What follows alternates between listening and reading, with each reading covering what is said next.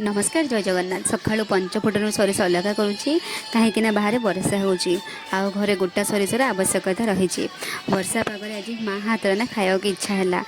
जेहेतु माँ को दूर अच्छी निजे रांधि खाए बोली मनस्ताप कर देखो मुझे गैस कम सर बोली कि एका संगे भात और अंडा सिझे देछे प्रस्तुत होगा मोर फेवरेट थाली भात डाली भेंडी भजा पोटल भजा अंडा तरकारी।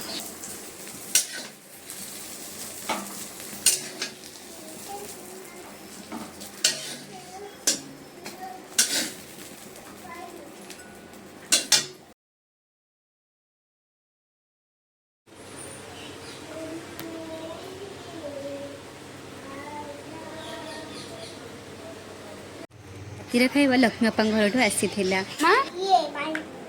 किए पानी पीब से पानी पी पार हाँ हाँ कौ थे पानी पीब तार माउथ कहीं कौटी माउथ अच्छी हाँ अच्छा अच्छा से माउथ हो हो ठीक अच्छे सर गाड़ी भी पानी पीऊँ आ तार माउथ भी अच्छे